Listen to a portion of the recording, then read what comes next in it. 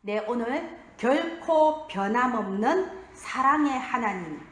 우리가 지금 하나님에 대해서 계속 말씀을 나누고 있습니다.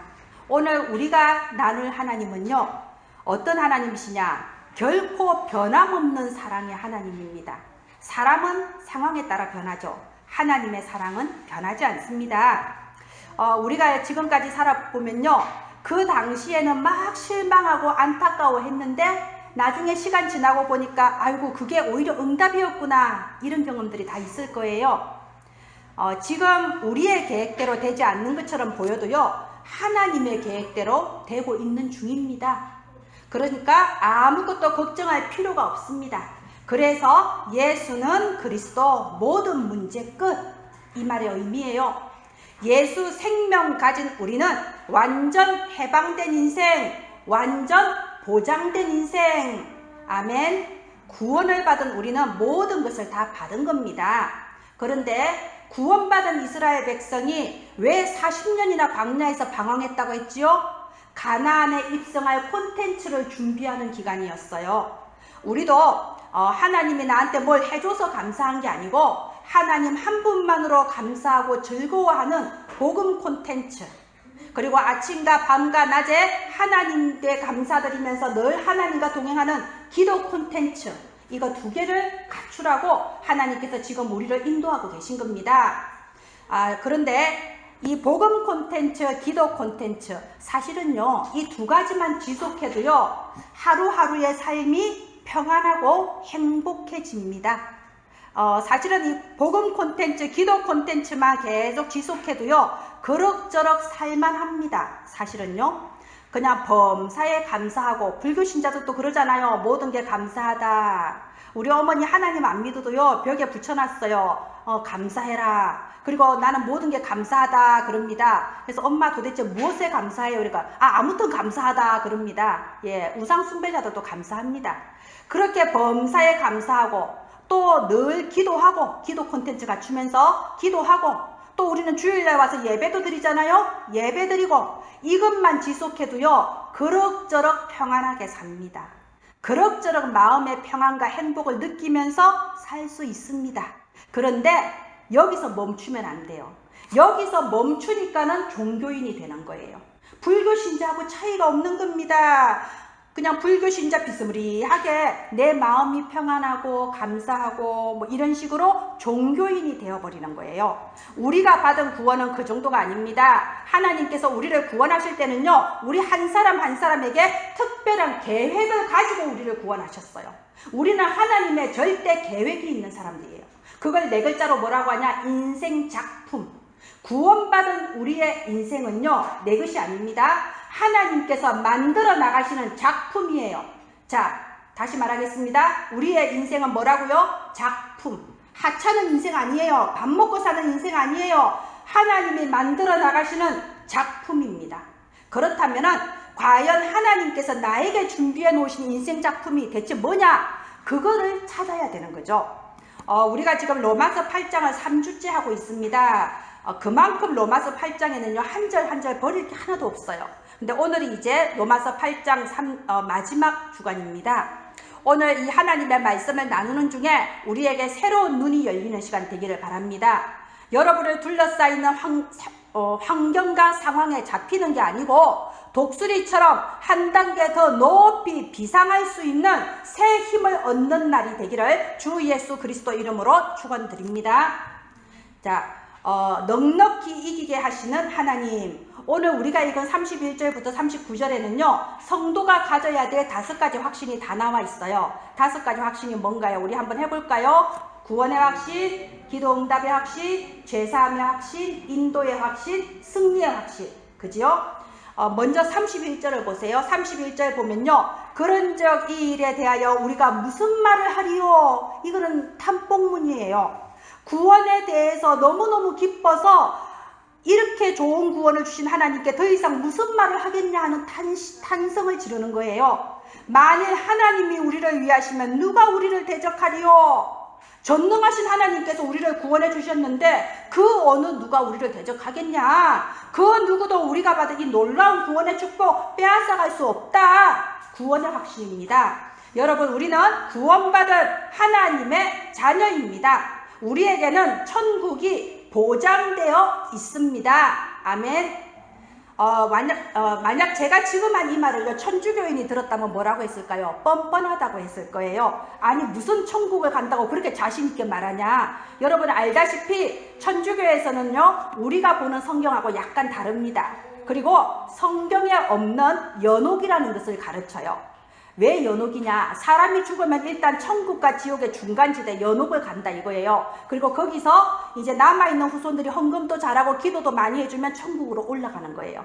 말하자면 이게 뭔가요? 천국에 갈 자신은 없고 지옥은 너무 무섭고, 그러니까 연옥이라는 걸 만들어 놓은 겁니다. 그래서 이렇게 말해요. 아이고, 천국은 언감생신, 연옥만 가도 감지덕지. 그래서 우리가 지금 말한 것처럼 우리는 천국이 보장되어 있습니다 이러면요, 완전 뻔뻔한 인간이라고 그래요. 불교 신자는 뭐라 그럽니까? 여러분 신과 함께라는 영화 보셨죠? 신과 함께 영화 보면요, 일단 사람이 죽으면 49일 동안 재판을 받아요. 그죠? 그래서 살아있을 때 거짓말한 죄, 혀를 뽑아버려요. 부모한테 불효한 죄, 뭐 게으른 죄, 하나하나 다 따져서 재판을 받아서 하나하나 벌을 받는데 누가 살아남겠습니까? 정말 완전 공포영화, 호러영화잖아요. 그죠? 신과 함께 그 영화 나온 그 해에 사람들이 아이고 착하게 살아야겠다 이런 생각을 많이 했다고 그러더라고요. 자, 이게 우상숭배자들이에요. 그런 사람들을 봤을 때 우리는 어떻습니까? 이런 자신감이 대체 어디서 나오나요? 이런 구원의 확신이 대체 어디서 나오나요? 유일무오하신 완전하신 하나님의 말씀, 성경에서 나온 자신감입니다. 성경의 로마서 10장 9절 보세요. 네가 만일 네 입으로 예수를 주로 시인하며 또 하나님께서 그를 죽은 자 가운데서 다시 살리신 것을 네 마음에 믿으면 구원을 받으리라. 하나님의 말씀이기 때문에 내가 확신을 가질 수 있는 겁니다. 내 행실을 보면 확신 가질 수가 없어요. 그런데 하나님의 말씀에 선포하셨기 때문에 우리가 구원의 확신을 가질 수 있는 겁니다. 우리 주변에 보세요. 불교 신자들 중에요, 정말 인격 좋으신 분들 많아요. 우리하고 수준이 다릅니다. 정말 부처님의 대자대비하심을 닮아서 항상 너그럽게 마음을 가지고 오래 참고 그런 분들 많으세요. 오히려 기독교인인 우리가 조급하고 조금만 일만 있으면 삐끼고 속이 좁아서 잘 풀지도 않고 그러잖아요. 그런데 이렇게 부족한 우리지만 딱 하나 가진 게 있어요. 뭐죠? 예수 생명.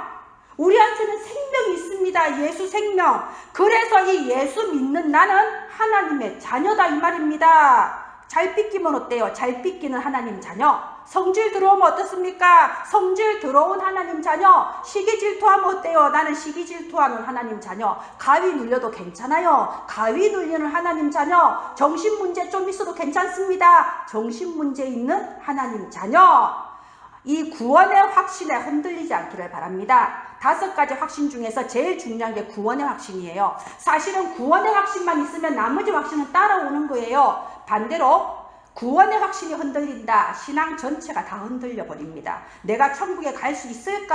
이런 의문이 들면요, 신앙이 다 흔들려 버려요. 구원의 확신 가장 중요합니다. 자, 32절. 자기 아들을 아끼지 아니하시고 우리 모든 사람을 위하여 내주시니가 어찌 그 아들과 함께 모든 것을 우리에게 주시지 아니하겠느냐? 하나님은 우리를 위해서 자기 아들 예수 그리스도까지도 내어주셨어요. 이렇게 엄청난 희생을 해주신 하나님이신데, 그 놀라운 사랑의 하나님이신데 우리의 기도에 응답을 안 해주시겠습니까? 그래서 우리가 기도 응답의 확신을 가질 수가 있는 거예요.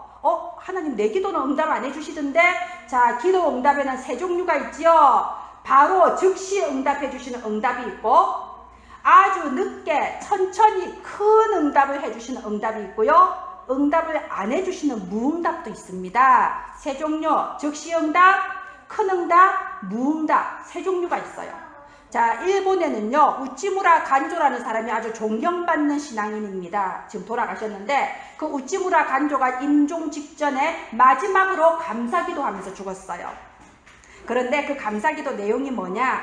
하나님, 내 기도를 들어주지 아니한 것을 감사합니다. 하나님께서 만약에 내 기도를 다 들어줬더라면 저는 아무짝에도 쓸모없는 사람이 됐을 겁니다.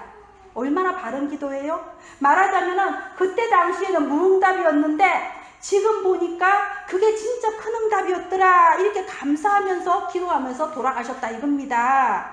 자, 하나님은 우리보다 훨씬 지혜로우신 하나님이에요. 우리한테 무엇이 필요한지를 아십니다. 그리고 우리를 사랑하시는 하나님입니다. 그래서 하나님은 가장 좋은 시간표에 가장 좋은 것을 우리한테 주시는 하나님입니다. 응답이 오냐 안 오냐 언제 오냐 그런 거 신경 쓰지 말고요. 기도하시면 돼요. 하나님의 말씀 붙잡고 기도하면 됩니다. 진실하게 소통하시기를 바랍니다.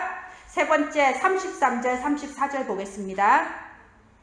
33절 34절 보면요. 누가 너희 하나님께서 택하신 자들을 고발하리요 의롭다 하신 이는 하나님이시니 누가 정죄하리요 죽으실 뿐 아니라 다시 살아나신 이는 그리스도 예수시니 그는 하나님 우편에 계신 자요 우리를 위하여 간구하시는 자시니라. 이게 바로 죄사함의 확신입니다. 하나님이 우리를 보고 의롭다고 판결을 해버리셨는데 감히 누가 무슨 말을 할 수 있겠습니까?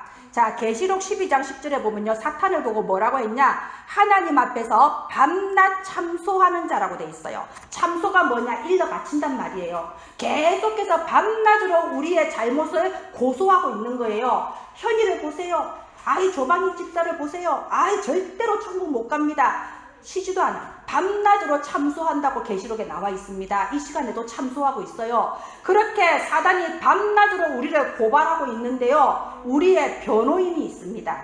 예수 그리스도. 예수 그리스도께서 딱 사탄 앞에 나와서요. 손바닥을 딱 내밀어 주시는 거예요. 이 손바닥에 뭐가 있을까요? 예수님께서 우리를 위하여 십자가에 못 박히신 그 목구멍이 있는 겁니다. 그래서 딱 손바닥 내밀어요. 내가 조방이 집사를 위해 십자가에 죽었다. 죄가 다 없어져 버렸다. 무죄다. 딱 손바닥 하나 딱 보여줘 버리면요. 이 사탄의 모든 고발이 무효화가 되어버립니다. 바로 이 죄사함의 확신을 믿으시기를 바랍니다. 여러분, 가룟 유다와 베드로의 공통점이 있어요. 가룟 유다하고 베드로 무슨 공통점이냐? 두 사람 다 예수님을 배신했어요. 가룟 유다도 배신자, 베드로도 배신자. 그죠? 예수님이 가장 어려울 때 배신해버렸어요. 그런데 차이점이 있어요. 가룟 유다는요, 이렇게 큰 죄를 짓고 죄의식을 이기지 못해서 내 죄는 내가 지고 죽어야 된다 하면서 스스로 자살을 해버렸어요. 양심적인 자살입니다. 근데 그렇게 양심적인 자살을 해서 지금 어디 있을까요? 지옥에 있어요. 근데 베드로는 어쨌냐? 베드로는요, 자기의 죄를 깨닫고 크게 통곡하고요, 나는 면목이 없다면서 저 갈릴리 자기 고향으로 돌아갔어요. 그래서 안 죽었어요. 뻔뻔스럽죠. 그런데 예수님이 찾아오신 거예요. 예수님이 밤에 찾아오셨는데 저기 백사장의 모래에 예수님 걸어오신 게 보였어요. 베드로는 배에 차고 저 바다에 아직 있었거든요. 거리가 굉장히 먼데 알아봤어요. 그리고 다른 제자들은 아직 배에 있는데 베드로는 바다에 뛰어들었어요. 그리고 막 헤엄쳐서 간 거예요. 예수님을 보니까 너무 좋아서 반가운 마음에 막 헤엄쳐서 예수님 앞에 갔는데 막상 예수님 앞에 가니까 자기 죄가 생각나잖아요. 너무 부끄럽고 면목이 없어서 아무 말도 못하고 고개 푹 숙이고 있는데 예수님이 말씀하시죠. 네가 왜 그랬냐? 이런 게 아니고 요한의 아들 시몬아, 네가 나를 사랑하느냐? 그거 하나면 끝나는 거죠. 용서해 주신 겁니다. 자, 가룟 유다는 양심적인 사람이었어요. 그래서 복음하고 상관없는 사람이 되어버렸어요. 베드로는 뻔뻔한 사람이었습니다. 그래서 복음 안에 들어온 겁니다. 여러분, 우리는요, 올바른 인간, 양심적인 인간, 훌륭한 인간이 못 되더라도 복음 누리는 인간이 돼야 돼요. 하나님 앞에 언제든지 나아오는 사람이 돼야 됩니다. 예수 그리스도께서 우리의 변호인이 되시고 우리의 모든 죄를 용서하시고 사해 주셨습니다. 이 시간에도 죄사함의 참 평안을 누리시기를 바랍니다. 34절 보겠습니다. 34절, 그는 하나님 우편에 계신 자요 우리를 위하여 간구하시는 자시니라. 이 말씀은요, 지금 또 예수님이 하나님 우편에 앉아서 우리를 위해서 계속 기도하고 계신데 뭘 기도하냐? 하나님 제발 우리가 좀 정신 차리고 하나님 뜻대로 가도록 인도해 주옵소서. 우리를 위해 기도하고 계신 거예요. 하나님의 뜻대로 우리가 가도록 기도해 주고 계세요. 그래서 이게 인도의 확신. 솔직히 저 자신을 돌아봐도요, 저는 참 잘못한 것도 많고 또 지금까지 실수한 것도 많습니다. 그런데 하나님께서 용서해 주시고 깨닫게 해주시고 제가 실수했던 것, 잘못했던 것까지 다 바꾸어 주셔서 축복으로 바뀌게 해주셨어요. 그게 인도예요. 얼마나 좋으신 하나님입니까? 빌립보서 1장 6절에 보면요, 너희 속에 착한 일을 시작하시니가 그리스도 예수의 날까지 이루실 줄을 확신함이라. 우리 안에 이 구원의 선한 일을 시작하신 하나님께서는요, 천국 가는 그날까지 우리를요 완벽하게 인도해 주십니다. 혹시 실수해도, 혹시 잘못해도, 잠깐 틀린 길로 가더라도 반드시 우리를 인도해 주시고 만들어 가시고 완성시켜 나가신다 이 말입니다. 왜요? 우리는 하나님의 작품이거든요. 그래서 우리가 보면요, 진짜 막 이상한 사람들 있잖아. 영적 문제 있고. 그런데 너무너무 이상하고 너무너무 요상해도요, 그게 변합니다. 언제까지 그렇다고 생각하면 안 됩니다. 제가 지금까지 교회 다니고 신앙생활 해보면요, 진짜 이상했던 사람도 몇 년 뒤에 보면 깜짝 놀랄 때가 있어요. 완전 달라져 있는 걸 보거든요. 그게 인도라는 겁니다. 그래서 우리는요, 때로는 나 자신의 모습을 보고 너무 낙심할 것도 아니에요. 그 하나님 영광 가리는 거예요. 비록 내가 지금은 이렇지만 하나님이 만들어 가신다 믿으시기를 바랍니다. 예수 생명 있는 사람은 변합니다. 성령께서 조금씩 변화시켜 주세요. 정말 그리스도의 날까지 이루어 가신다 믿기를 바랍니다. 마지막으로 승리의 확신. 우리 여기 37절 보세요. 이 37절, 그러나 이 모든 일에 우리를 사랑하시는 이로 말미암아 우리가 넉넉히 이기느니라. 겨우겨우 간신히 이긴다는 게 아니고요, 어쩐다고요? 넉넉히 이긴다고 되어 있습니다. 저 아는 목사님이 이런 간증을 하더라고요. 이제 결혼을 했는데 그 신혼여행 첫날 밤에 사모님이 고백할 게 있다 그러더래요. 무슨 고백? 사모님이 그래요. 나는 사실은 우리 아버지한테 상처가 있다. 나 우리 아버지 너무너무 싫고 믿고 증오스럽다. 그게 자기의 상처라고 고백을 하더래요. 이제 자기가 사모가 됐으니까 좀 정리할 필요성을 느꼈나 보죠. 그래서 목사님이 그랬대요. 우리 예수 그리스도 안에서 과거는 다 끝났다. 이제 그거 상처를 이제 치유받아라. 이제 이렇게 아버지를 용서해라 이랬대요. 그러니까 사모님 화를 벌컥 내면서 아버지를 용서하란 말을 절대 하지 마. 그런 말 한 번만 더 하면 당신하고 이혼하겠다 그랬대. 신혼 첫날 밤에. 그러니까 목사님 말을 할 수가 없잖아요. 그래서 이제 아무 말도 안 하고 그냥 이제 지났는데, 그리고 1년, 2년 시간이 지난 뒤에 목사님이 자기 얘기를 한 거예요. 내가 어렸을 때 우리 아버지가 어느 날 정신 문제가 와서 완전히 돌아버려서 정신병원에 입원하고, 그리고 몇 년 안 돼서 우리 어머니도 갑자기 돌아버려서 어머니도 병원에 입원하고, 그래서 어머니 아버지가 살아 계시긴 하지만 툭하면 정신병원에 앰뷸런스 불러서 입원을 해야 되는 거예요. 그 얼마나 상처겠어요. 어릴 때부터 얼마나 이웃 사람한테 자존심 상하고 얼마나 상처겠어요. 그 상황에서 할머니가 자기 형제 4명을 키웠는데 할머니가 기가 막히잖아요. 그래서 할머니가 내가 그렇게 4월 초파일에 부처 모시고 내가 그렇게 제사 지낸 게 다 무슨 소용이 있냐. 우리는 이제 교회 다닐란다. 이래가지고 손자 4명을 이끌고 교회를 다니신 거예요. 완전 바꿔버린 거죠. 그랬을 때 할머니가 여름에는 옥수수 팔고 겨울에는 붕어빵 팔고 그러면서 이 4명을 키웠는데, 이 손주 4명 중에서 이제 자기는 목사가 되고, 그리고 나머지 형제들 다 중직자 되고, 조카들까지 다 중직자 돼서 완전히 망한 집안인 줄 알았는데, 동네 사람들이 혀를 끌끌끌 차는 그런 불쌍한 집안이었는데 뭐가 됐냐? 복음의 명문가가 돼버린 겁니다. 이 얘기를 해줬다고 그랬대요. 저 같은 경우도요, 저희 가정이 정말 폭력 가정이었어요. 그냥 어느 정도 폭력이었냐? 여러분이 무엇을 상상하시던 그 이상의 폭력이었습니다. 제가 어릴 때는 우리나라에 인권이라는 게 별로 이게 안 돼서요, 아동 학대를 넘어서는 폭력을 당하면서 자랐어요.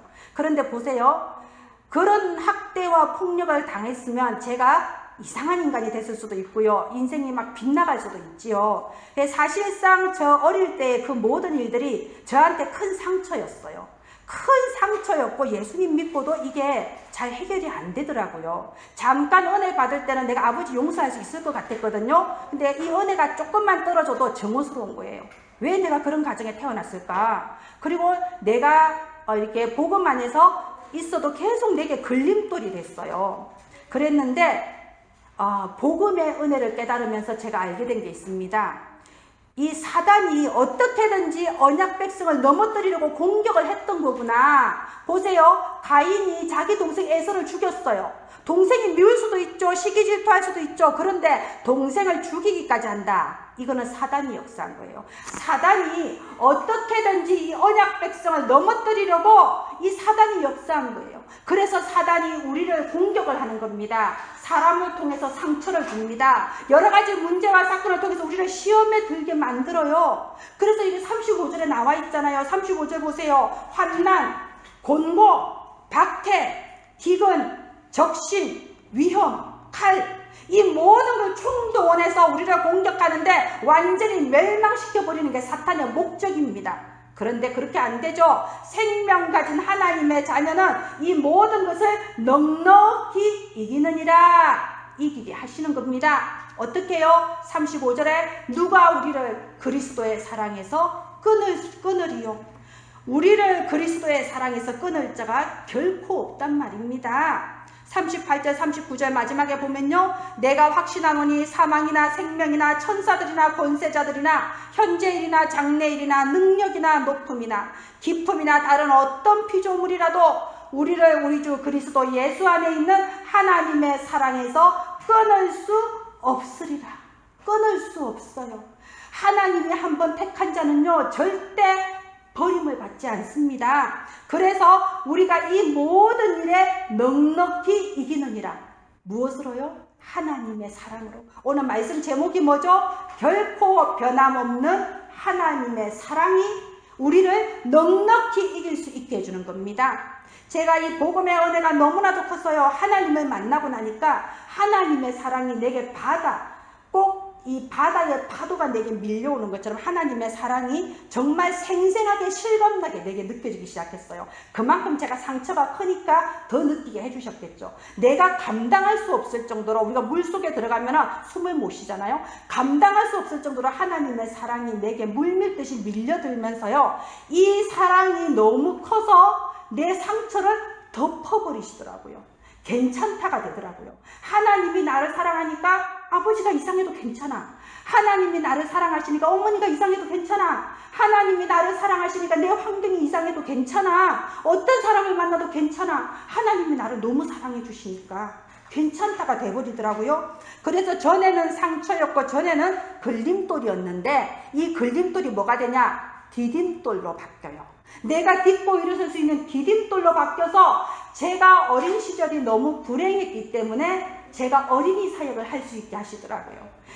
그런 생각이 들었어요. 내가 국민학교 다닐 때 한 사람이라도 나에게 이런 말을 해줬더라면 내가 조금 더 빨리 행복해지지 않았을까? 이런 마음이 들었어요. 그리고 국민학교 다닐 때 어린 시절에 내가 듣고 싶었던 바로 그 말을 어린이들한테 해주고 싶었어요. 거기서부터 제 어린이 살기 시작된 겁니다. 너는 정말 소중한 사람이고 너는 정말 존귀한 사람이야. 이 말을 해주고 싶었어요. 자, 보세요.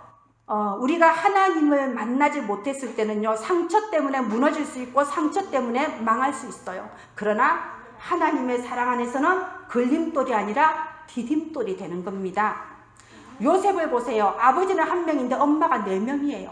배다른 형이 10명이에요. 형들이 얼마나 미워했는지 노예로 팔아치웠어요. 그래서 요셉이 망했습니까? 안 망했습니다. 이스라엘 백성을 보세요. 이 언약 백성을 없애려고 씨를 끊어버리려고 남자아이가 태어나면 바로 죽여라. 그런 시대였어요. 그래서 이스라엘 백성이 없어졌습니까? 안 없어졌습니다. 그리고 보세요. 나라가 멸망하고 포로로 끌려가면 없어질 줄 알았는데 거기서도 거룩한 씨가 있는 그루터기, 다니엘, 그리고 새 친구 에스더, 이런 거룩한 씨를 가진 그루터기들이 일어나서 강대국을 움직이는 역사가 일어난 겁니다. 이게 성경의 주제예요. 하나님의 자녀는 아무도 멸망시킬 수가 없습니다. 그렇다면요, 지금 나에게 가장 염려되는 게 뭔지 한번 생각해 보세요. 지금 나에게 가장 걸림돌이 되고 두려운 게 뭘까요? 사탄이 공격하는 세 가지 루트가 있습니다. 과거의 상처, 현재의 어려움, 미래의 불안. 이 세 가지를 가지고 우리한테 공격을 해와요. 그런데 요한일서 3장 8절에 하나님의 아들이 오신 것은 마귀의 일을 멸하려 하심이라. 예수 그리스도께서 마귀의 머리를 박살내버리신 만왕 중에 참 왕이십니다. 마귀가 아무리 발악을 해도 예수의 이름 앞에서는 종이 호랑이에요. 이빨 빠진 호랑이에요. 우리가 그 종이 호랑이 앞에서 벌벌 떨어서야 되겠습니까? 아직 오지도 않았고 전혀 오지 않을 그 문제를 가지고 미리 걱정하고 미리 두려워하고 미리 시험될 필요가 없는 겁니다. 어떤 일이 일어나도 두려워하지 마세요. 그 누구도 그 무엇도 생명 가진 하나님의 자녀를 망하게 할 수 없습니다. 그래서 이 모든 일에 우리가 넉넉히 이기느니라 승리의 확신을 갖기를 바랍니다. 제가 목사님들 모임에서 이제 목사님들 얘기하세요. 교회당 한 교회당 30만 원씩 보조금을 준답니다. 아유 좋잖아요. 그래서 다른 교회 받았다고 저도 받았냐고 모르겠다고. 그래서 제가 이제 집사님한테 좀 알아보시라고 30만 원 준다는데 좋잖아요. 근데 집사님이 한참 있다가 저한테 전화 왔어요. 목사님 교회가 사회를 도와야지 사회 도움을 받으면 되겠습니까? 그래서 우리는 신청 안 하겠습니다. 그래가지고 네 맞습니다. 그래서 야 역시 우리 교회는 멋있는 교회야. 예, 우리 교회는 멋있는 교회입니다. 저도 멋있고 여러분도 멋있고 교회가 멋있습니다. 그지요? 집사님 그러더라고요. 광산구에서 70-80%의 교회가 신청해서 받아갔답니다. 우리는 상위 2%에 드는 교회입니다. 아멘. 예, 우리 함께 한번 입술로 고백합시다. 멋있게 삽시다. 넉넉히 이기는 승리자의 삶을 삽시다. 네, 오늘부터 이 구원의 확신, 기도 응답의 확신, 죄사함의 확신, 인도의 확신, 승리의 확신 5가지 확신을 가지고 사탄의 어떠한 공격에도 넉넉히 이기는 저와 여러분 되시기를 주 예수님의 이름으로 축원드립니다. 자, 인생 작품의 콘텐츠를 준비할 때입니다. 구원받은 우리의 인생은 작품이라고 했어요. 근데 우리가 착각하기 쉬운 게요. 열심히 해야겠다. 어떤 작품을 만들까? 착각입니다. 인생 작품은요, 내가 열심히 한다고 만들어지고 열심히 안 한다고 안 만들어지고 그런 게 아니에요. 인생 작품은 하나님의 절대 계획대로 하나님께서 나에게 만들어 나가시는 겁니다. 그러면 내가 지금까지 살아왔던 그 모든 걸음이 인생 작품이 만들어지는 과정이었어요. 우리에게 일어났던 모든 일들 인생 작품이 만드는 과정이었습니다. 나에게 있었던 잘못된 만남 아닙니다. 하나님께서 절대 주권 가운데 나를 만드시기 위해 허락하신 만남이에요. 내게 있는 어려움이 아닙니다. 나를 작품으로 만드시는 과정입니다. 바울이 전도 여행하는 중에 가장 조직적으로 괴롭힌 게 유대인들인데요. 그렇기 때문에 오히려 이 바울이 이방인의 사도가 될 수 있었어요. 그지요? 그리고 마게도냐인들이 자기들의 상업적인 이익을 위해서 바울을 계속 고소하고 괴롭혔습니다. 그렇기 때문에 바울이 로마와 유럽 전체를 바라보는 눈이 열렸어요. 그지요? 그리고 로마인들이 이 바울을 정치적으로 감옥에 가두고 결국은 참수시키면서 괴롭혔습니다. 그렇기 때문에 바울이 우리가 있는 이 로마서를 그때 쓸 수가 있었던 거예요. 우리가 이 로마서가 없었다면 어떻게 우리가 이 복음을 이렇게 선명하게 알 수 있겠습니까? 그리고 그렇게 핍박하고 괴롭혔던 로마가 결국 250년이 지나서 복음으로 로마를 정복하는 사태가 벌어지지 않았습니까? 바로 이게 하나님이 하시는 방법이에요. 하나님이 절대 주권 속에서 절대 계획을 가지고 우리의 인생 전체를 이끌어 나가십니다. 그렇다면 나의 인생 작품은 도대체 어떤 거냐? 이것을 알려면요, 우리가 2가지 눈이 열려야 돼요. 첫 번째, 시대 보는 눈이 열려야 됩니다. 내가 지금 사는 이 시대는 어떤 시대냐? 2번째, 하나님께서 나를 보내신 이 교회는 도대체 어떤 교회냐? 하나님이 이 교회를 향하신 계획이 무엇이냐? 시대 보는 눈, 교회 보는 눈 2개가 열려져야 됩니다. 왜냐? 우리의 인생 작품은요, 반드시 시대와 교회와 연결이 되어 있어요. 자, 먼저 시대에 대해서 말하겠습니다. 여러분, 지금 이 시대는요, 굉장히 발전한 것 같지만 사실은 병든 자들이 가득한 시대예요. 마음의 병, 육신의 병, 정신의 병, 병든 자들이 가득하기 때문에 그래서 이 시대는 치유 시대입니다. 그리고 이 시대는요, 시대를 살릴 서밋이 필요합니다. 그래서 이 시대는 서밋 시대입니다. 그리고 인류 역사상 지금만큼 237 나라가 동시에 통하는 시대가 없어요. 인터넷이 이렇게 발달한 적이 없지요. 그래서 지금은 237 시대입니다. 그러면 우리 교회는 어떤 교회입니까? 우리 교회는요, 제가 하나님께 기도하는데 우리 교회는 전부 다 환난을 당해서 흩어진 자들이에요. 여러분 혹시 자존심 안 상하기를 바랍니다. 저를 포함해서 저도 마찬가지입니다. 환난을 당해서 흩어진 자들, 그리고 남은 자들 아닙니까? 그지요? 환난을 당해서 흩어진 자들을 하나님께서 은혜나무 교회에 모으셨어요. 그래서 겉으로 보면 우리가 다 상처만 가득하고요, 소망이 없어 보여요. 힘이 없어 보여요. 그죠? 그런데 보세요. 사도행전 8장 4절에 보면요, 그 흩어진 자들이 두루 다니며 복음의 말씀을 전했다고 되어 있습니다. 사도행전 11장 14절에도 보면요, 박해로 인하여 흩어진 자들이 이방인에게 복음을 전해서 안디옥 교회가 세워진 것을 봅니다. 하나님께서는 이렇게 흩어진 자, 남은 자, 쓸모없어 보이는 우리를 모아서 병든 시대를 치유하는 전도 공동체로 세우는 것이 하나님의 계획이에요. 우리를 모아서 서밋을 기르는 후대 공동체로 세우고, 우리를 모아서 237 나라 살리는 선교 공동체로 세우는 바로 그게 하나님의 계획입니다. 그러면 그 이론인 우리는요, 어떤 사람이냐? 바로 우리 한 사람이 한 나라를 살릴 중직자, 한 사람이 한 지역을 책임질 중직자, 한 사람이 한 분야를 살릴 중직자, 바로 그게 하나님께서 우리에게 준비해 놓으신 인생 작품이에요.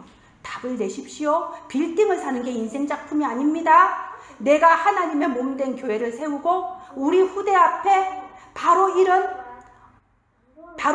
공동체의 미션을 감당하는 교회를 세우는 거, 그게 우리의 인생 작품이에요. 그렇다면 지금 우리의 시간표는 뭐냐? 지금 내가 뭘 하기를 원하시냐? 지금은 저와 여러분이 콘텐츠를 준비하는 시간표입니다. 자, 생각해 보세요. 어느 날 우리 말금이가 한 6학년쯤 돼서 질풍노도의 사춘기를 맞아서 조방익 집사님한테 묻는 겁니다. 집사님은 복음에 대해서 어떻게 생각하십니까? 그럴 때 우리 조방익 집사님이 뭐라고 대답해야 될까요? 어느 날 우리 혜미가 김효진 집사님한테 집사님은 교회에 대해서 뭐라고 생각하십니까? 대답할 게 없으면 안 돼요. 그게 콘텐츠라는 겁니다. 나의 내용이 있어야 돼요. 나의 복음은 무엇이며, 나의 기도는 무엇이며, 나의 교회는 무엇이며, 나의 전도 선교는 무엇이다라고 대답할 내용을 준비해야 됩니다. 그게 콘텐츠예요. 중직자가 교회 오래 다녔다고 중직자 돼버리면 안 됩니다. 그래서 지금은 콘텐츠를 준비할 시간입니다. 복음의 콘텐츠, 하나님께 감사하는 겁니다. 기도의 콘텐츠, 삶 감사 타임입니다. 교회의 콘텐츠, 내가 어쩌다가 이 교회에 온 게 아니고 하나님이 나를 이곳에 파송하셨다. 교회 콘텐츠가 명확해야 됩니다. 전도와 선교의 콘텐츠, 하나님은 나를 통하여 어떤 전도, 어떤 선교를 하길 원하시는가, 이게 명확해야 되는 겁니다. 그거를 금방 막 생각하지 마시고요, 여러 번 생각하세요. 자꾸 생각해 보세요. 그리고 여러분이 이렇게 생각하는 그 시간이요, 하늘 보좌와 소통하는 시간이에요. 하나님이 뭘 기뻐하시냐, 선교 헌금하는 그것보다도요, 선교가 뭐냐 생각하는 그 시간에 하나님 기뻐하시는 거예요. 내가 혼자 생각하고 찾아 나가는 그 시간이 하늘 보좌와 소통하는 시간인 것을 믿기 바랍니다. 이렇게 하나님의 말씀을 듣고 생각하면서 나의 콘텐츠가 수정되어지고 보완되어지고 쌓여나가서 마침내 우리 후대에게 남겨줄 인생 작품이 될 줄로 믿습니다. 말씀을 요약하겠습니다. 그러나 이 모든 일에 우리를 사랑하시는 이로 말미암아 우리가 넉넉히 이기느니라. 그 누구도 그 무엇도 결코 하나님의 자녀를 망하게 할 수 없습니다. 우리를 향하신 하나님의 사랑은 아무도 끊을 수 없는 사랑이기 때문입니다. 그래서 우리는 사탄의 어떠한 공격을 받아도 넉넉히 이기는 자입니다. 5가지 확신을 가지고 흔들리지 않고 기도하시기 바랍니다.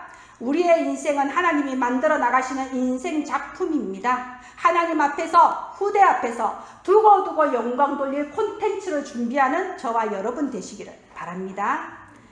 이 시간에 말씀 붙잡고 함께 기도하겠습니다. 제가 말씀 붙잡고 함께 기도하자 이 말은요, 우리가 말씀 듣고 금방 잊어버려요. 사단이 쪼아 먹어버려요. 그래서 말씀을 들으면 항상 한 문장 또는 두 문장으로 딱 정리해서 기도하는 습관이 중요합니다. 함께 기도하겠습니다.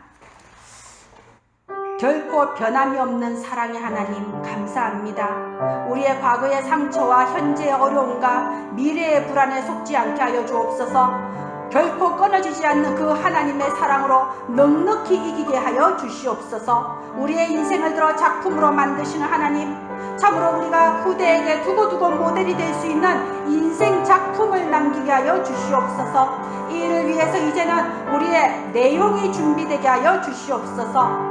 우리의 복음 콘텐츠, 기도 콘텐츠, 전도 선교회 콘텐츠, 교회 콘텐츠가 준비되도록 역사하여 주시옵소서. 오늘 이 자리에 있는 우리 은혜나무교회 가족들 모든 가정과 가문마다 더러운 허감이 예수 이름의 권세 앞에 완전히 무너지게 하시고 모든 불신앙과 사람의 생각이 다 무너지게 하여 주시옵소서. 하늘 군대를 동원하여 역사하여 주시옵소서. 오늘 이 자리에 있는 우리 은혜나무교회 가족들에게 성령의 충만함을 부어주셔서 후대에게 모델이 될 인생 작품을 남기게 하여 주옵소서. 살아계신 주 예수님 이름으로 기도합니다. 아멘.